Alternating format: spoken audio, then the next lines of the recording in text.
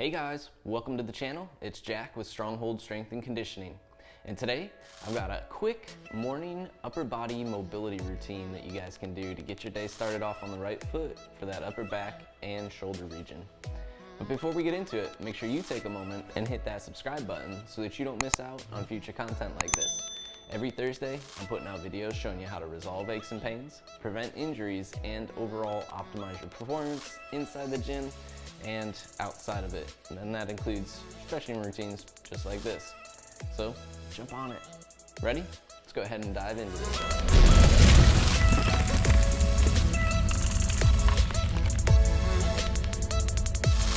Alright guys, so today's mobility routine is upper body focused, so we're going to be going from cervical to thoracic range of our spinal column, that's head and neck down into the upper back there. Scapula and shoulder blade work out into the extremities of the arm, so going all the way out to those fingertips eventually there. And we will be focused on those areas up to about a minute in each position we're going to be working, so we'll spend some time in it. You will need minimal equipment today, and all we're going to be using is a bench or a raised surface. So if you're at home, you could use the arm of your couch or maybe a coffee table. If you have a bench available, that works. I'm going to be working off my box, so something that's elevated. That will be all that we need for the routine today. And then from there you are ready to go, because all we're going to use otherwise is the floor and a mat if you really want it. So without further ado, let's go ahead and get into this one. Alright guys, we're going to start with our elevated surface. Elbow tips on that surface, so my head is close to the edge but not resting on it at all. Interlace those fingers behind the head to start, and press those elbows so that we're elevating the elbow tip as much as possible, letting our head drop between the arms as much as we can here. We're going to spend about a minute in each position as we work today, so just get into it, take your time and settle in. What we want to think about here is getting our shoulder blades rolled down and back as much as possible. So we're letting those shoulder blades slide down toward our mid-back, hugging the spinal column as we work here. The other thing we want to focus on is keeping those elbows from trying to flare wide. We want to keep our arms hugging our head nice and narrow here, almost in line with our wrist and forearm as much as possible as we hold this position. Keep your abs tight. We're not trying to arch the low back. We want the arch to occur at the upper back, and that's really what we're working, is that upper back thoracic extension here. Next, we're going to test a little bit of rotation, and this might feel pretty tight to start here. So what you're going to do is interlace those fingers on the back of the head again. Keep your butt as close to the heels as possible, and while you're pressing one elbow into that elevated surface, what you want to do is open up the other elbow toward the ceiling, so we're pivoting off that bottom elbow. Each time, try and rotate a little bit more open toward the ceiling there, so you'll feel those upper back muscles really engaging to try and pull you into that open position as you push the elbow of the arm that's down into your surface as you're working here. Each time, take your time in that top position, really feel what type of range of motion you can unlock as you're opening up the arms in that position.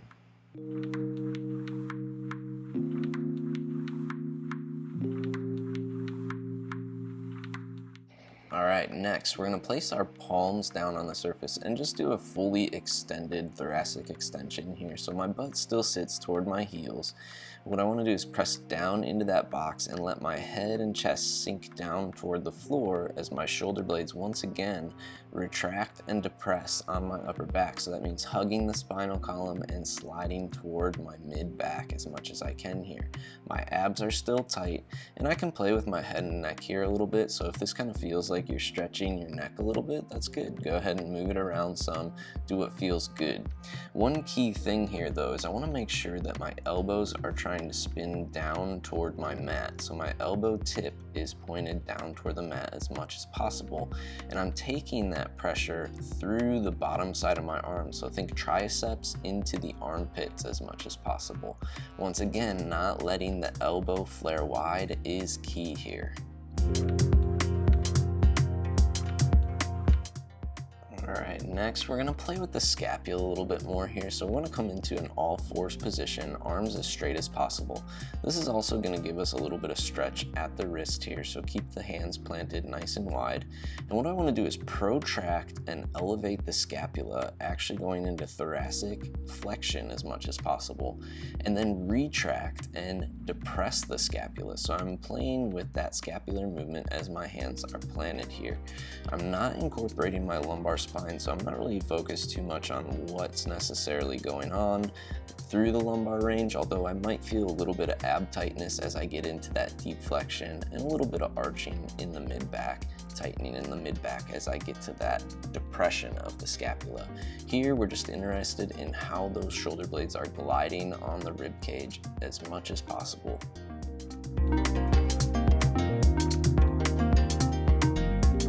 From this position, we're going to take our right arm and thread it through between the left arm toward that left knee. And I'm placing my forearm elbow right on the outside of that knee. What I want to do is rest my head and shoulder to the ground here, with my knees making a tripod with my head and shoulder. So I have 3 points of contact really, that shoulder and head kind of make that tip of the triangle, and the knees are the base of the triangle. I'm opening up my top shoulder as much as I'm able to in this position, but I also want to play with my cervical lateral flexion here. So you'll see me kind of moving my head and neck around, and my goal is ultimately to get distance between the shoulder and the ear on that side that's toward the ground. So I'm trying to put my ear to the floor as much as possible, almost imagining the floor touching everything from my ear down to my shoulder without any space between the floor there, really lengthening out in this position.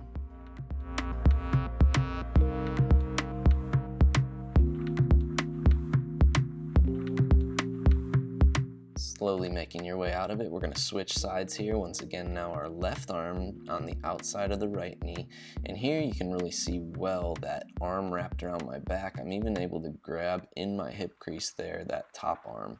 Once again, trying to minimize the space between my neck and the floor as I lengthen out, and you'll see that gap kind of close as I get a little bit looser and a little bit more warmed up here. If you kind of look at my neck, it's already getting closer to the floor in this position, and I'm already taking out that space between the floor and that shoulder, or flattening out, lengthening out between the ear and the neck. The shoulder is the other way to think about it. Already using the brand new system.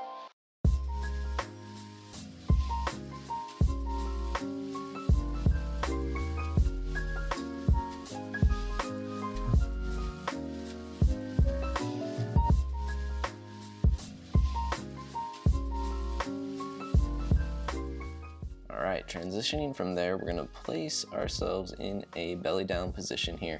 I want the thumb down to the floor for my right arm, and I'm going to take my left leg over the top of the right leg, so I'm rotating away from that straight right arm. Now in this position, I'm going to be flexing the triceps, trying to push my elbow pit to the floor, and that's opening up my bicep, and you'll get a good stretch through the chest here possibly, but biceps, anterior shoulder, and pec is going to be our focus here on these next couple.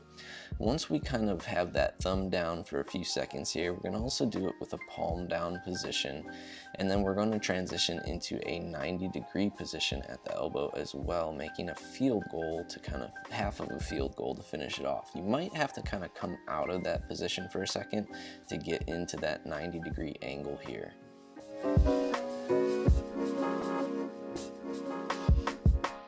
Switching sides, once again, place the thumb to the floor, straight arm out, rotate the right leg over the left leg this time, planting that foot down, knee toward the ceiling, and flexing the triceps. Here you get a nice angle of that. You can see my triceps engaging, pushing my biceps to the mat, opening up the front of that arm, that shoulder, that pec. That's what we're looking for here.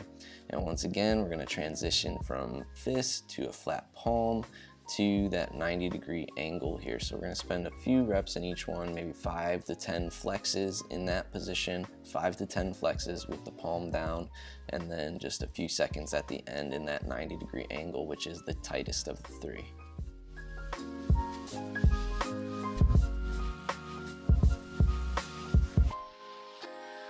Meanwhile, across town in this last less than fashionable cubbyhole at the San Francisco Examiner.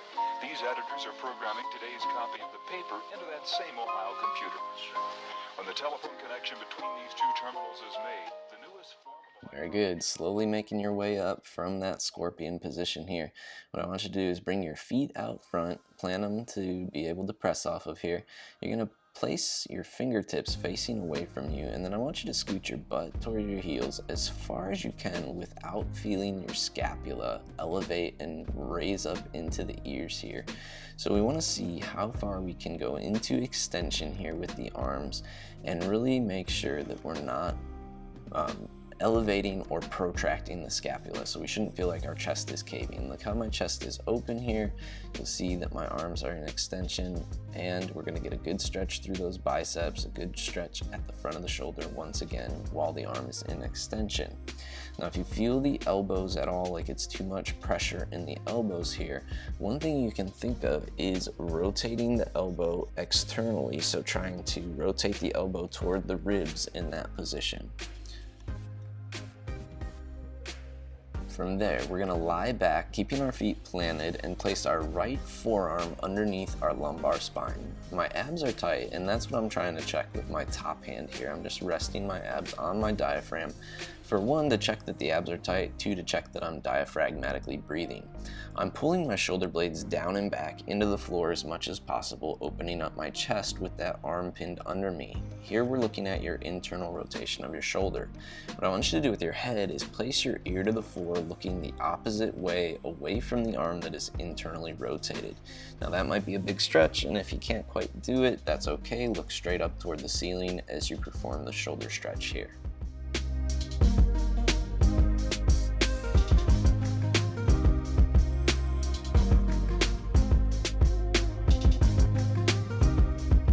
Switching sides, placing that left forearm under the lumbar spine, engaging the abs, diaphragmatically breathing, feeling that diaphragm raise and sink with each breath. Not our chest, our belly. Shoulder is internally rotated here, pulling my scapula down and back, really challenging that internal rotation, and then looking at our cervical rotation as well as we look away from the arm that is pinned under the back here.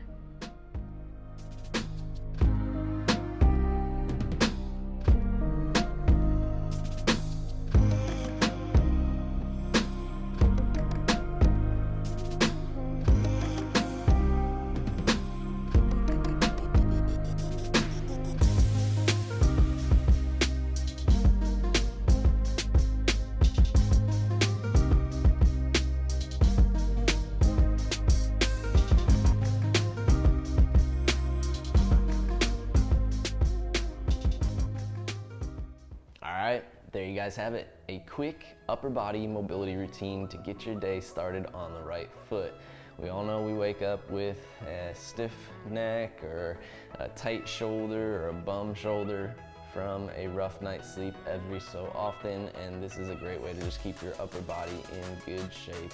Even after a long day of sitting at a computer, if you do a lot of work in front of the computer, this is a great routine that you could use to counter that as well. But starting your day off with it and getting yourself in a good position to begin with is key. So take advantage of it, start early with your day, get yourself in a good position early. If you like the workout, make sure you let me know by clicking that big thumbs up down below, and take a moment to share this one with a friend. Leave a comment down below with any questions you have about any of the positions, if you were tight in certain areas, you're not sure why, or whatever you might have, or even if you just want to say hi and you enjoyed the workout, be sure you drop me those comments. I love to hear from you guys. It's very important to me. And if you have not already and you're looking to improve your overall mobility, make sure you take advantage of my 7-day mobility training challenge. That is linked down below in the description here. It is 7 days of pre-programmed out mobility training sessions that require no equipment, so you can do it pretty much anywhere. It takes about 15 minutes per session, and it is essentially a litmus test to really take a look at how your range of motion is, how your flexibility is, and what kind of motor control you actually have around that joint to help you identify where you might be lacking or what might be causing your training aches, pains, or injuries that you currently struggle with. So it is a cool little way to start looking at chains through your body and understanding mobility overall and how we want to approach it. So right down here, take advantage of it. Last but not least, if you guys have not already, make sure you hit that subscribe button so that you don't miss out on future content like this. Every Thursday I'm putting out videos showing you how to resolve the aches and pains, prevent the injuries, and overall optimize your performance, which includes little stretching routines and workouts like this, and it doesn't get much better than that. Welcome to the Stronghold Army. I will catch you guys next week.